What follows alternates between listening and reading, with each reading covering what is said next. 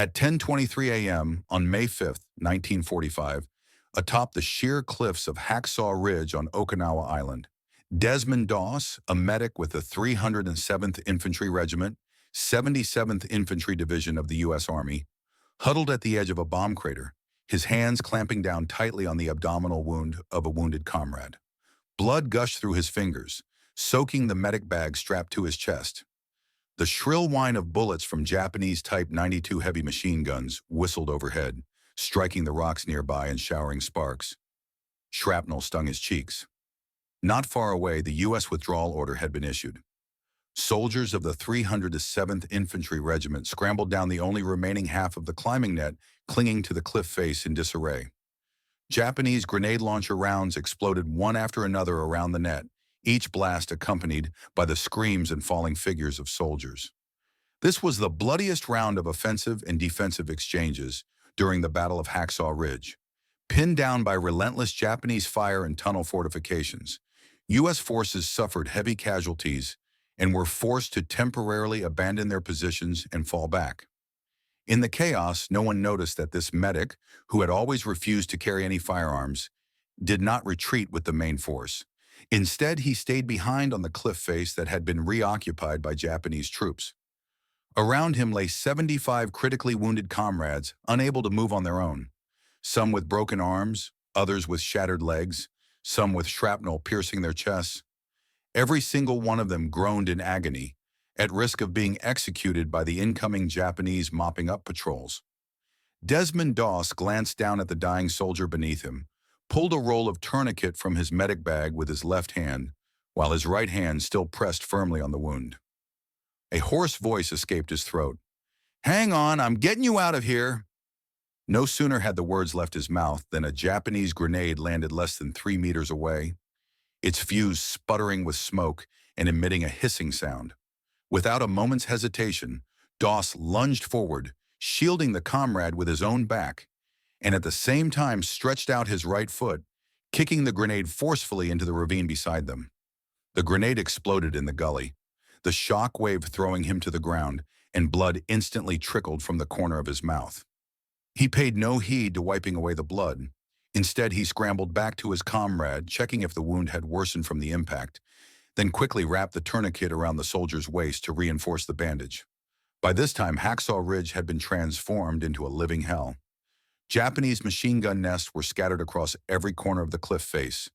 The Type 92 heavy machine gun, with a rate of fire of 450 rounds per minute and an effective range of 1,000 meters, unleashed devastating suppressive fire on any exposed targets. The sharp crack of Arisaka Type 38 rifles echoed through the air as Japanese soldiers, hidden in tunnels and bunkers, took precise aim at anything that moved. On the U.S. side, the retreating main force had withdrawn to the safety zone below the cliff, unable to provide any fire support. Left stranded on the ridge, Desmond Doss had no gun, no ammunition. His only weapon was the medic bag slung over his shoulder, containing tourniquets, sulfa drugs, bandages, and morphine syringes. He faced off against at least a squad of Japanese soldiers, along with the daunting task of evacuating 75 wounded men one by one. It was a mission that seemed impossible. To everyone else, staying behind meant certain death. Why would this conscientious objector, mocked by his comrades as a burden and a freak, choose to charge against the tide in such a desperate situation? Why would he risk his own life to save the very men who had once ostracized and humiliated him?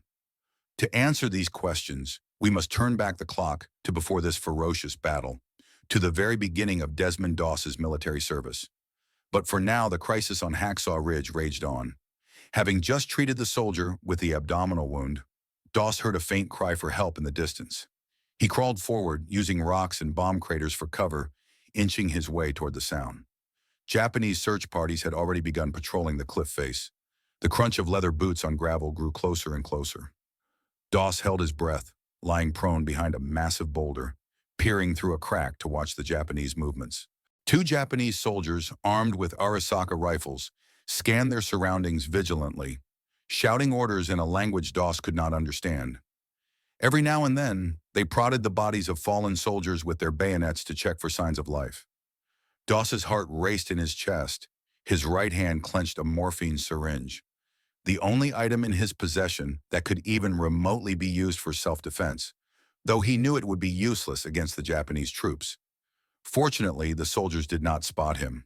After confirming that several of the men were dead, they turned and moved toward another area. As the sound of their footsteps faded into the distance, Doss finally exhaled, then continued crawling toward the cry for help. When he reached the source, he found a soldier with a shattered leg, the bone protruding from the wound, blood having soaked the ground around him. "Medic, help me." The soldier's voice was barely a whisper. Doss immediately pulled out sulfa powder, sprinkling it over the wound, then wrapped it layer upon layer with bandages to perform emergency treatment.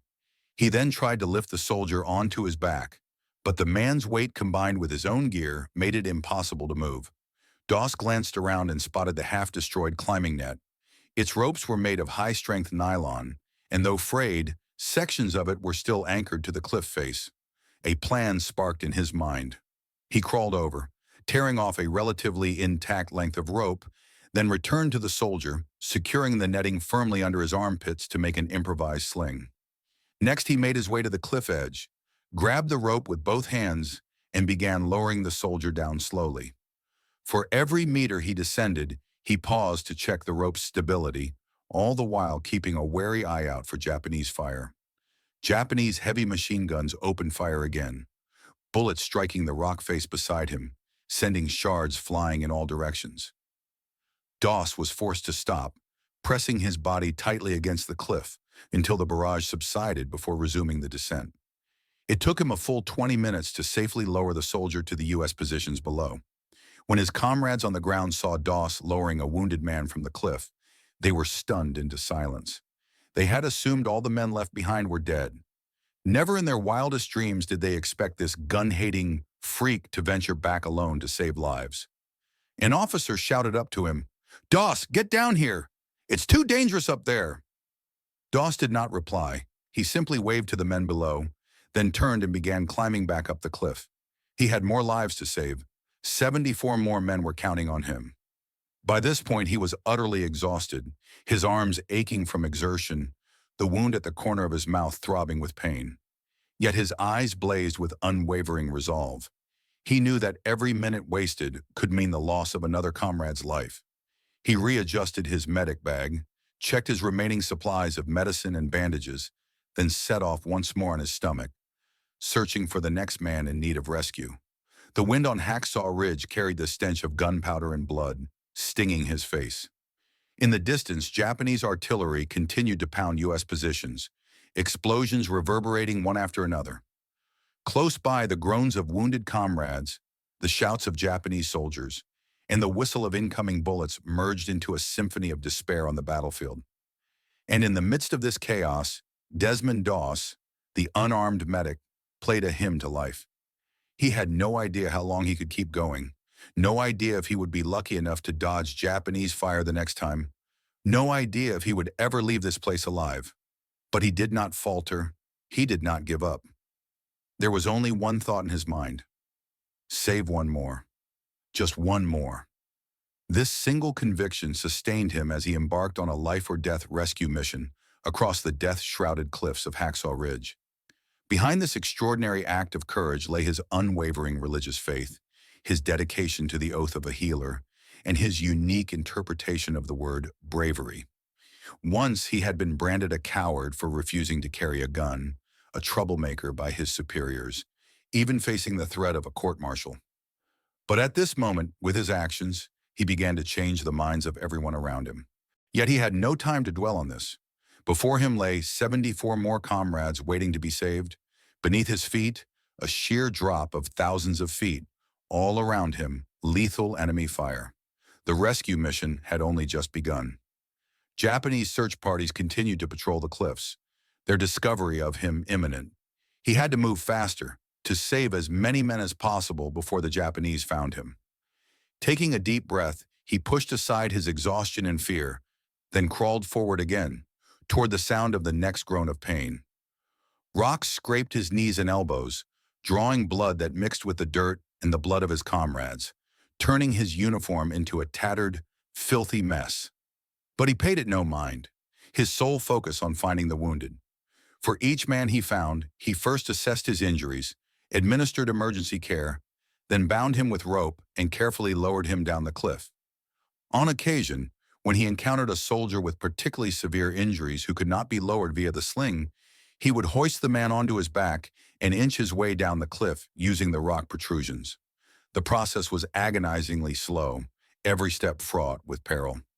Once, while carrying a soldier with a chest wound, his foot slipped, and both men slid downward for more than 2 meters, only to be stopped by a protruding rock that prevented them from plummeting to their deaths. Doss's forehead smashed against the stone, swelling into a large bump, but he ignored the pain, immediately checking on the soldier. He found that the jolt had made the man's breathing even more labored. Doss quickly pulled out his morphine syringe, injecting a dose to ease the soldier's suffering, then readjusted his grip and continued the descent. And so he went, back and forth between the cliff top and the positions below. Each trip a gamble with death, each trip draining him of more strength. Time slipped away, from 10:23 a.m. to noon, then to 2 p.m. He had been rescuing men continuously for over 3 hours, saving more than a dozen lives. By now his strength was completely spent, his lips were parched, his throat raw, his body swaying with every step as if on the verge of collapse. But he did not stop. He knew there were still more comrades waiting for him above. On the U.S. positions below, every man held his breath for Doss. A soldier who had once mocked him stared at his struggling figure on the cliff face, murmuring, "We were wrong about him. He's no coward. He's a real hero."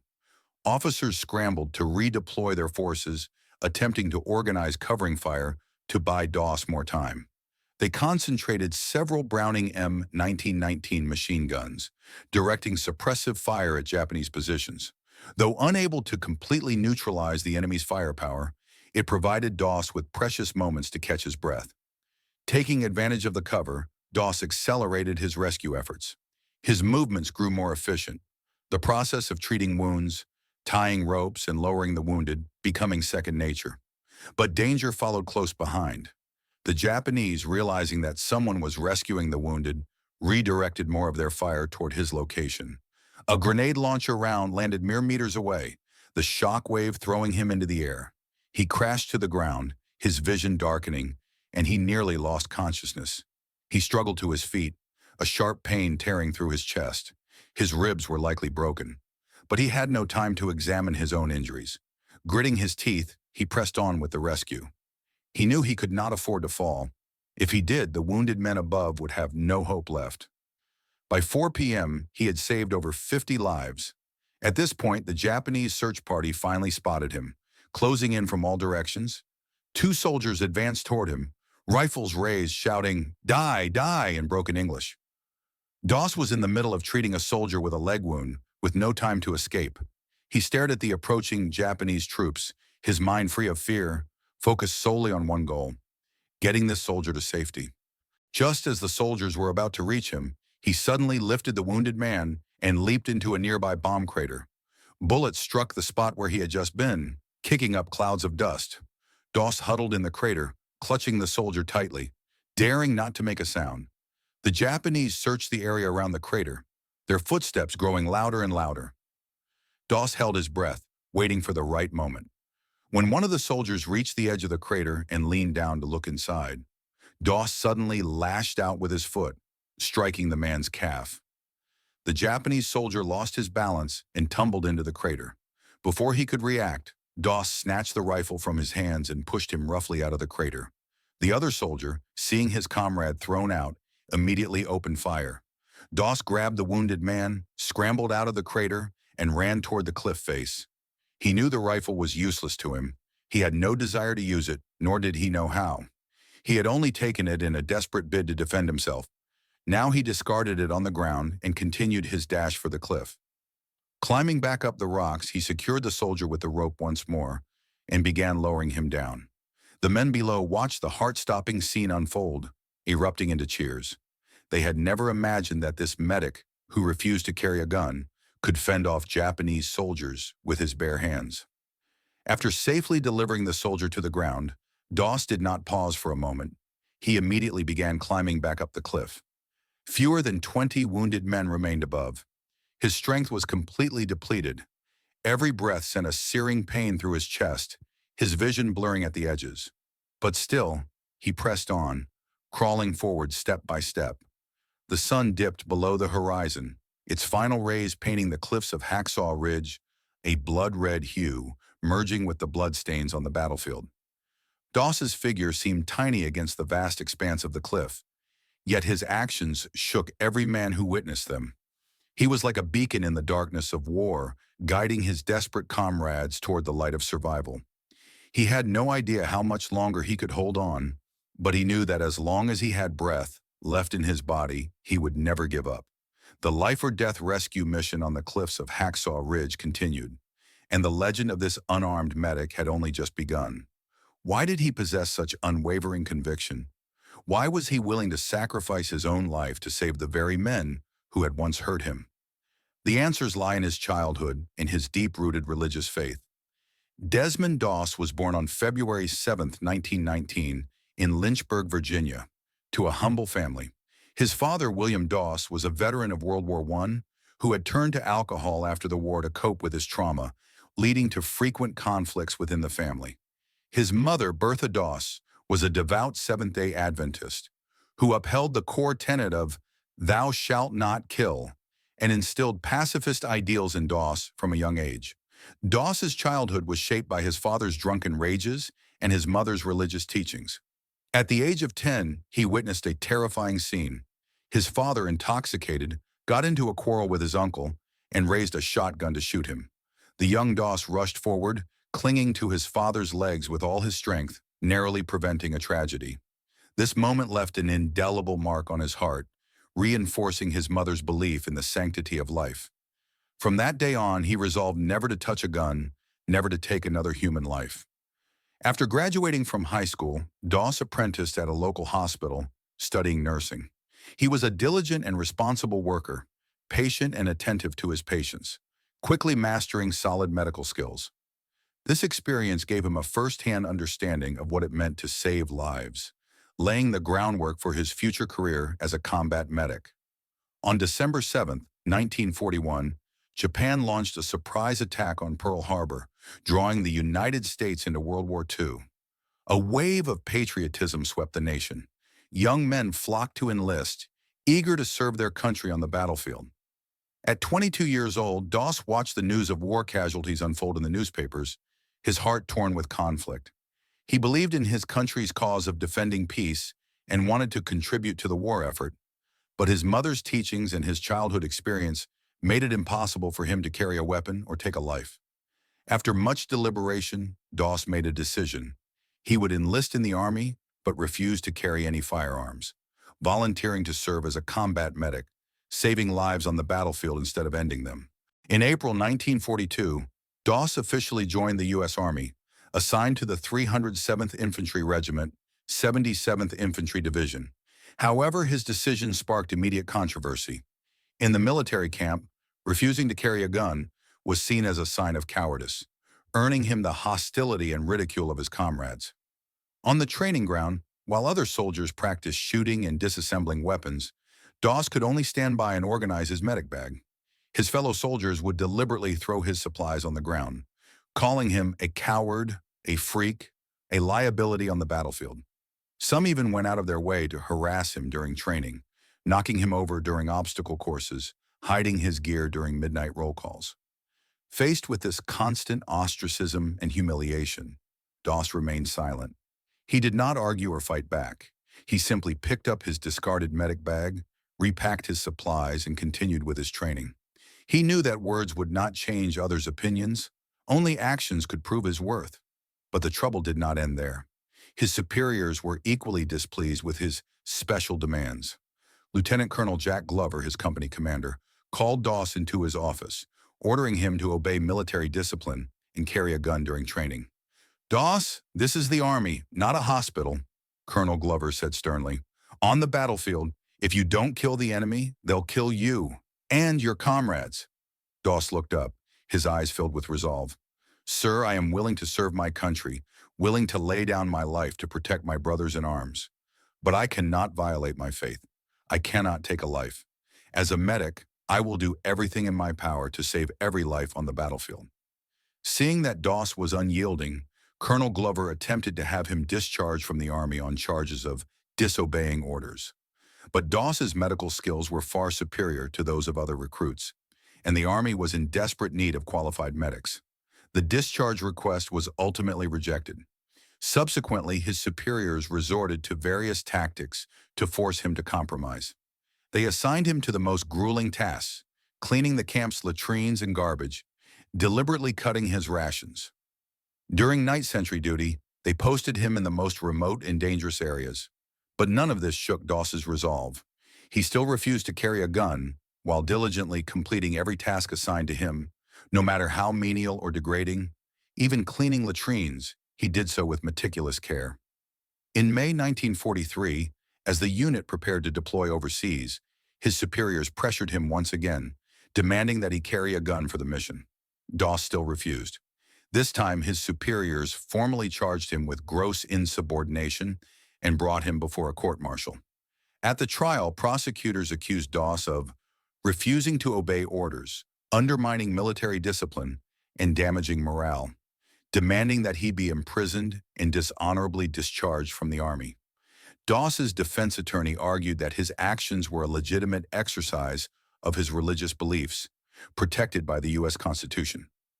Furthermore, Doss was willing to serve his country as a medic. He was not evading military service. Throughout the trial, Doss remained calm, telling the judge, "I am no coward. I simply cannot violate my faith. I yearn to go to the battlefield, not to kill, but to save the lives of my wounded comrades. I am willing to lay down my life to protect them, just as they protect this country." At this moment, Doss's father, William Doss, traveled to the court specifically to testify. He brought with him the medals he had earned in World War I, recounting his own experiences in the war and the devastating toll it had taken on his humanity. "My son is no coward," he said. "He simply does not want to see others suffer the same loss of humanity that I did. He wants to save lives. There is nothing wrong with that." In the end, after careful consideration, the court-martial accepted the defense's argument, acquitting Doss of all charges and allowing him to deploy overseas as an unarmed medic. The court-martial only made Doss's life in the Army more difficult. His comrades' ridicule and ostracism intensified. Many believed that this man who dared not carry a gun would be nothing but a burden on the battlefield, even a liability to the entire company. But Doss refused to be discouraged. He trained even harder to hone his medical skills, mastering every emergency procedure to prepare himself for the horrors of war. He knew that only through his actions on the battlefield could he truly change the way others saw him.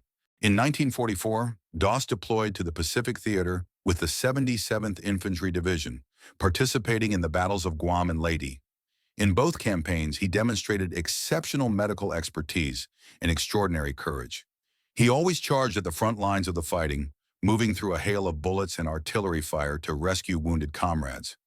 During the Battle of Guam, under heavy Japanese artillery fire, he rescued 12 critically wounded soldiers, evacuating them to safety. In the Battle of Leyte, he crawled over 300 meters under enemy fire to save a soldier trapped near a Japanese machine gun nest, successfully pulling him to safety. Though he still refused to carry a gun, his bravery and professionalism caused some of his comrades to reconsider their opinions of him. However, many still held their prejudices, dismissing his courage as a fluke, until the Battle of Okinawa began, and the incredible rescue mission on Hacksaw Ridge completely shattered everyone's misconceptions about him. On April 1, 1945, U.S. forces launched the Battle of Okinawa, aiming to capture the strategic island located just 340 nautical miles from mainland Japan, establishing a forward base for the subsequent invasion of Japan. Okinawa's terrain was rugged and complex. Japanese forces had constructed an extensive network of tunnels, bunkers, and machine gun nests, relying on the advantageous geography to put up a stubborn resistance. Hacksaw Ridge, originally known as Maida Escarpment, derived its name from its steep, sawtooth-like cliffs. It was a critical defensive stronghold for Japanese forces in southern Okinawa. Rising 150 meters high, the ridge was lined with sheer cliffs. Japanese troops had dug dozens of tunnel entrances into the rock face, with the tunnels interconnected to form an underground maze, allowing soldiers to move freely and launch surprise attacks at any time. To break through the Japanese lines, U.S. forces had to capture Hacksaw Ridge first. The 307th Infantry Regiment, 77th Infantry Division, was tasked with leading the assault on Hacksaw Ridge. On April 29th, Doss arrived at the front lines with his company.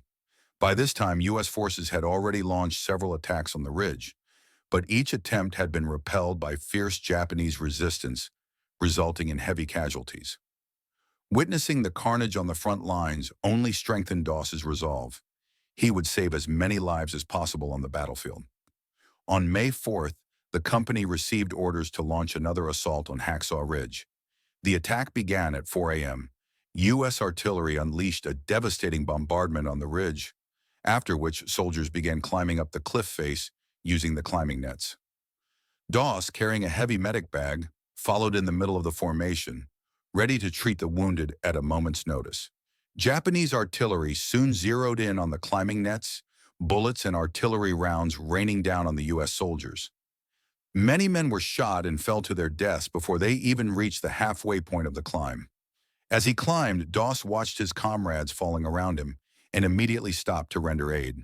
He shielded the wounded with his body, quickly bandaging their wounds, then securing them to the climbing net to await evacuation by follow-up units. After hours of fierce fighting, U.S. forces finally captured the surface positions on Hacksaw Ridge. But the Japanese did not retreat. Instead, they retreated into their tunnels and bunkers, continuing to harass U.S. troops with sniper fire and artillery strikes. In the early morning of May 5th, Japanese forces launched a ferocious counterattack. Hundreds of Japanese soldiers emerged from the tunnels, launching a surprise assault on the U.S. positions. Caught off guard, U.S. forces suffered heavy casualties and were forced to issue a withdrawal order. This brings us back to the moment our story began.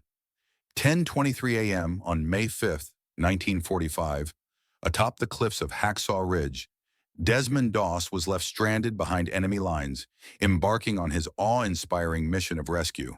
To truly understand the difficulty of Doss's rescue efforts, we must first examine the broader context of the Battle of Hacksaw Ridge. During the Battle of Okinawa, Japanese forces defending the island were part of the 32nd Army, consisting of the 62nd Infantry Division, the 24th Infantry Division, and the 44th Independent Mixed Brigade, totaling approximately 100,000 men under the command of Lieutenant General Mitsuru Ushijima. Ushijima adopted a strategy of protracted warfare, abandoning beach defenses to concentrate his forces in the mountainous and hilly regions of southern Okinawa. He constructed a multi-layered defensive system based on tunnels, caves, and bunkers, with Hacksaw Ridge serving as one of the core nodes of this formidable line of defense. The Japanese unit defending Hacksaw Ridge was a battalion of the 146th Infantry Regiment, 62nd Infantry Division, numbering around 800 men. They were equipped with 12 Type 92 heavy machine guns, 24 grenade launchers, 6 Type 92 infantry guns, and a large number of Arisaka Type 38 rifles and hand grenades. Leveraging the steep terrain of the ridge, Japanese troops dug dozens of tunnel entrances into the cliff face. The tunnels were interconnected to form an underground maze, allowing soldiers to move freely and launch surprise attacks at will. On the U.S. side, the 77th Infantry Division, tasked with the assault on Hacksaw Ridge, had a total strength of approximately 18,000 men. They were equipped with M1 Garand rifles, Browning automatic rifles, M1919 machine guns, 60mm mortars, and supported by naval gunfire and Army Air Force's airstrikes. However, on the local battlefield of Hacksaw Ridge, especially after the U.S. withdrawal on May 5th, the forward elements of Doss's 307th Infantry Regiment had suffered over 50% casualties, leaving fewer than 200 combat-ready troops who were pinned down in positions below the cliff and unable to provide effective support to the men above.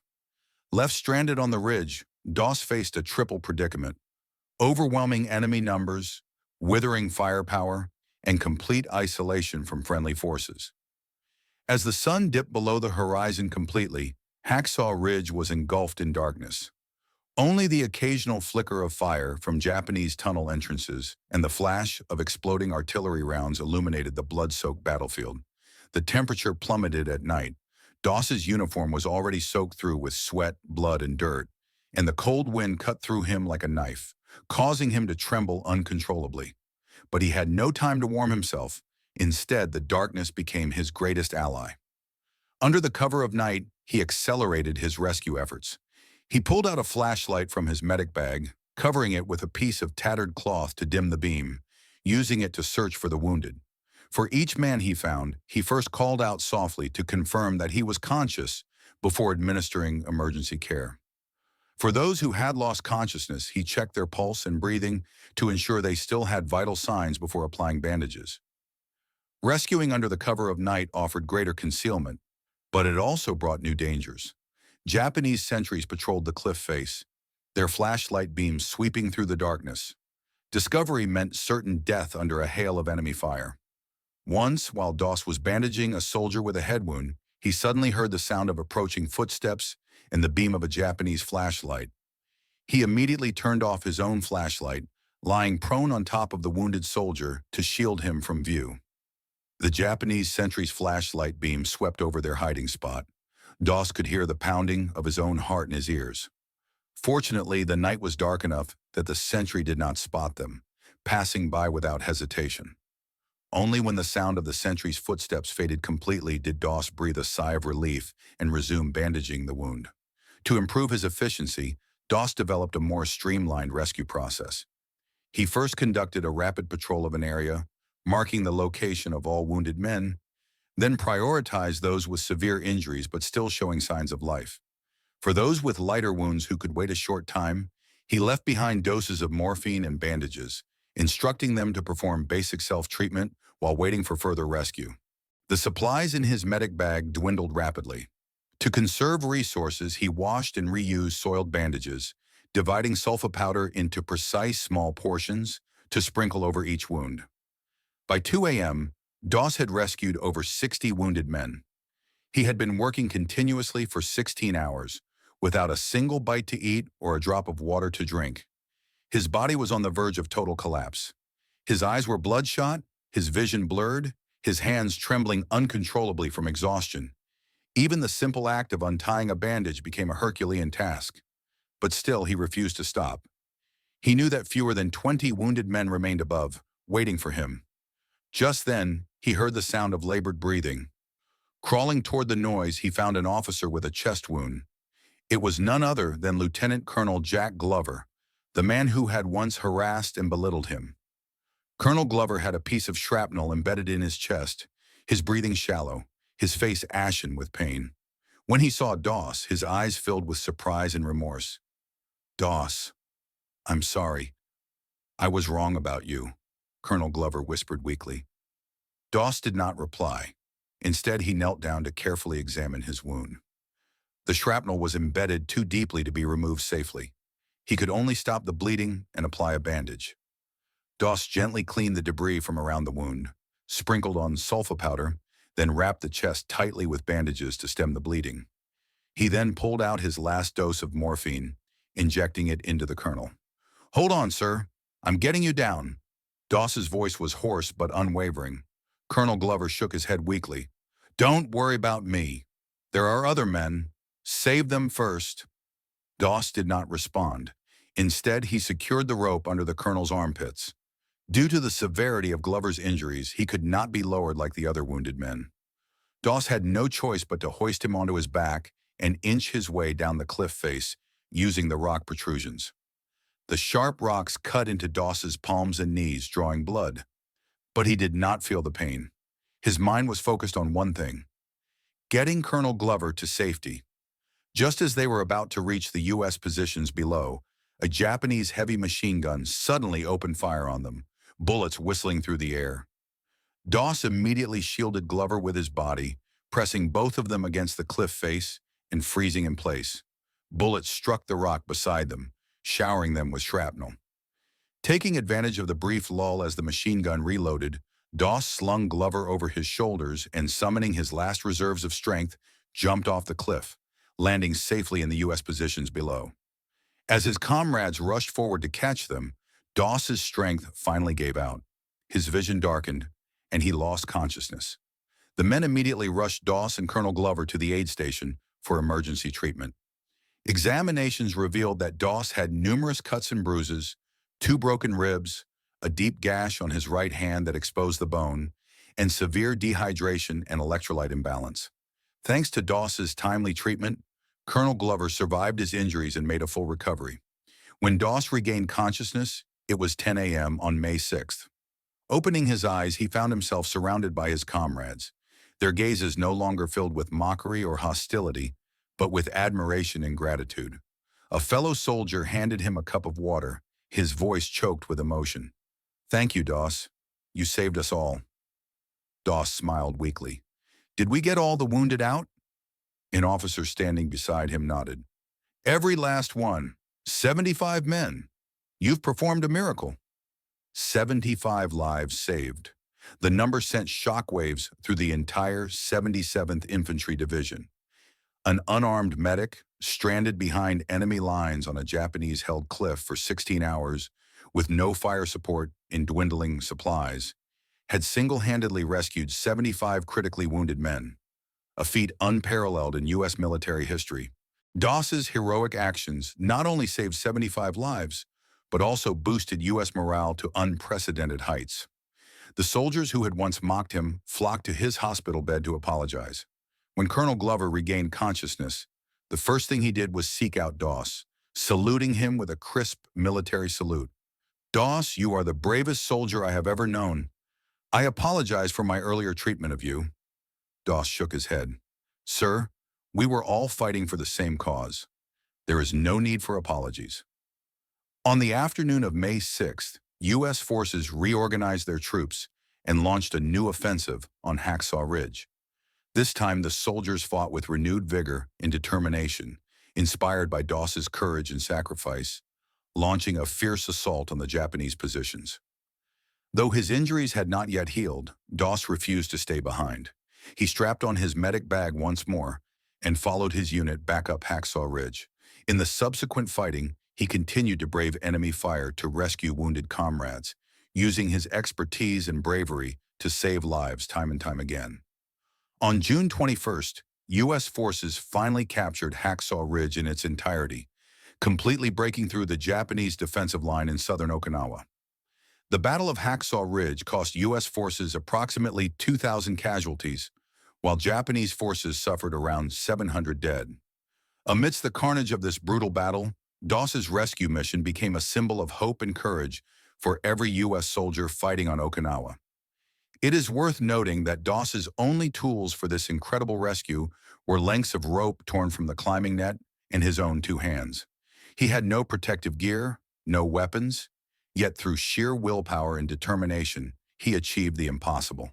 His rescue techniques, though seemingly simple, reflected his rigorous medical training as a hospital apprentice and his relentless practice in the military camp.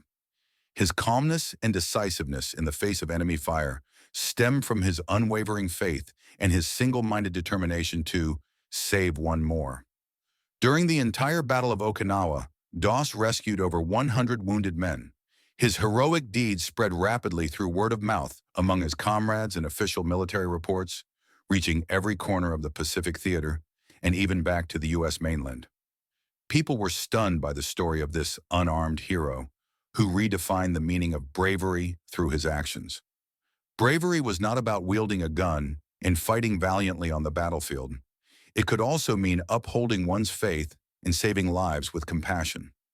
On May 21, 1945, during the subsequent fighting on Hacksaw Ridge, a Japanese grenade exploded beside Doss.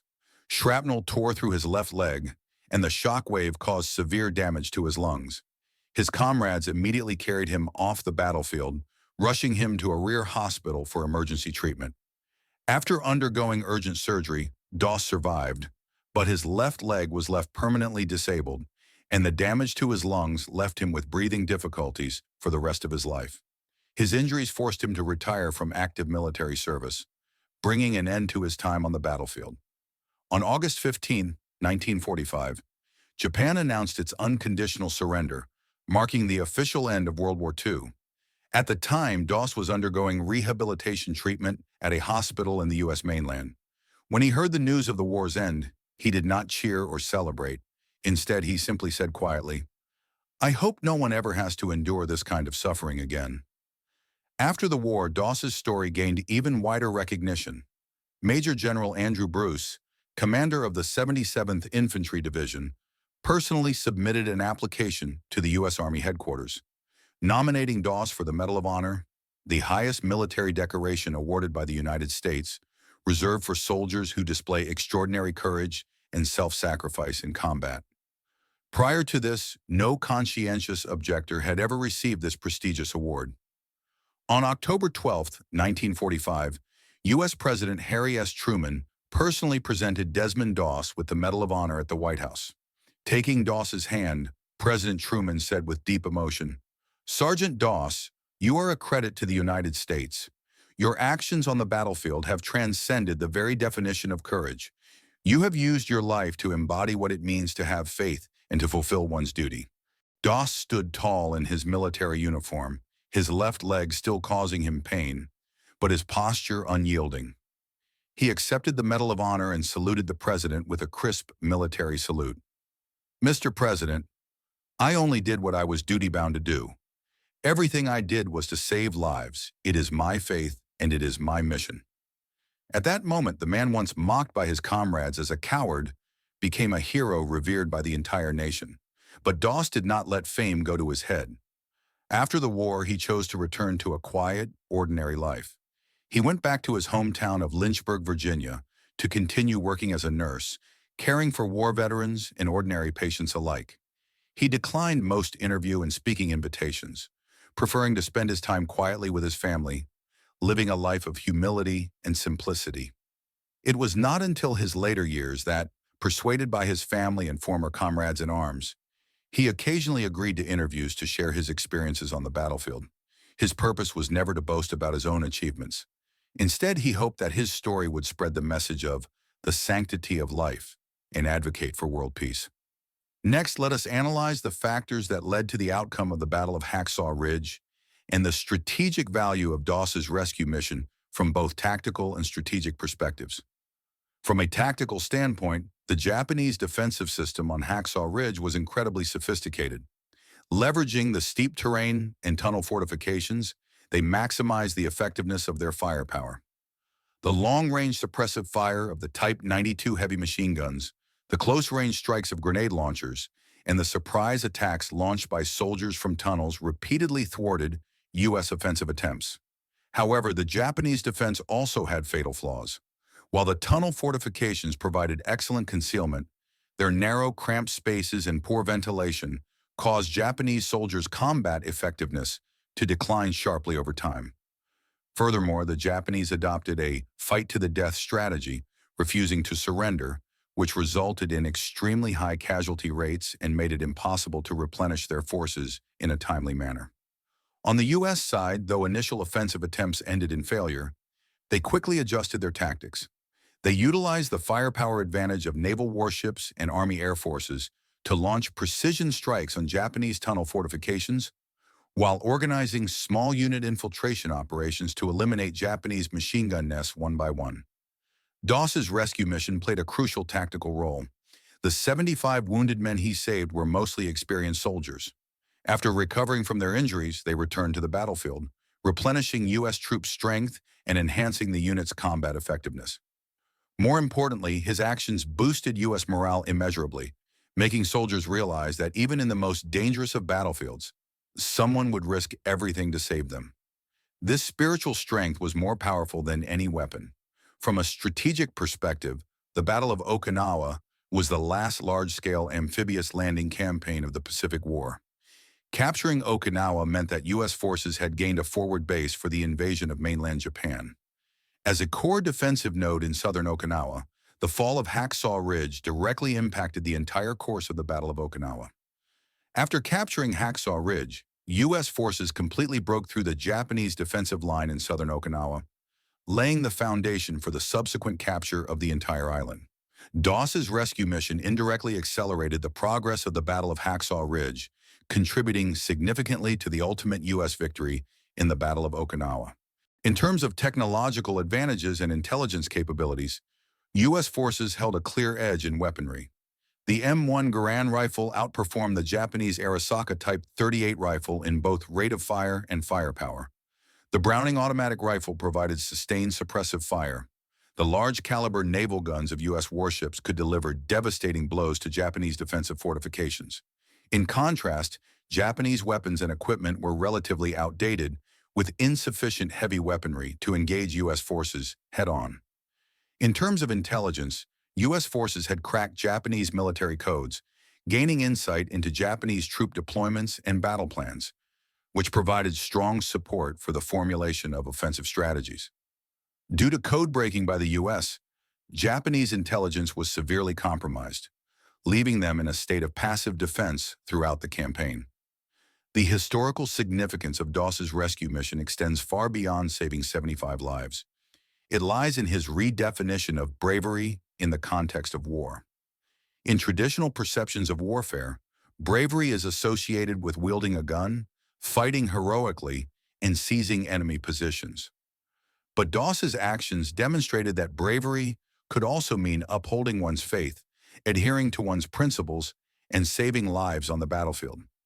As the only conscientious objector to survive and receive the Medal of Honor, he shattered the prejudices against conscientious objectors, making people realize that even those who refuse to carry arms can make extraordinary contributions to their country and military. Doss's story also exerted a profound influence on U.S. military culture. In the years that followed, the U.S. military placed greater emphasis on the role of combat medics, enhancing their training and protection. At the same time, it also showed greater respect for soldiers' religious beliefs and personal convictions, implementing more humane management practices within the military. From a psychological perspective, Doss's actions made U.S. soldiers feel the warmth of the military and the bonds of camaraderie, alleviating the psychological trauma caused by war.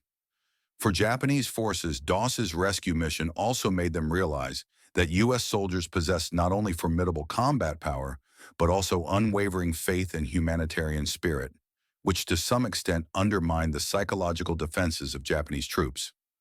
From a historical impact perspective, Doss's heroic deeds have become a legend in the annals of warfare, enshrined in U.S. military history textbooks and serving as a classic case for humanitarian education in armed forces around the world.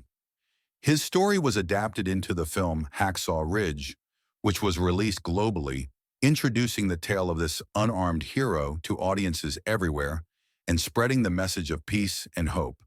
Desmond Doss passed away on March 23, 2006, at a hospital in Lynchburg, Virginia, at the age of 87.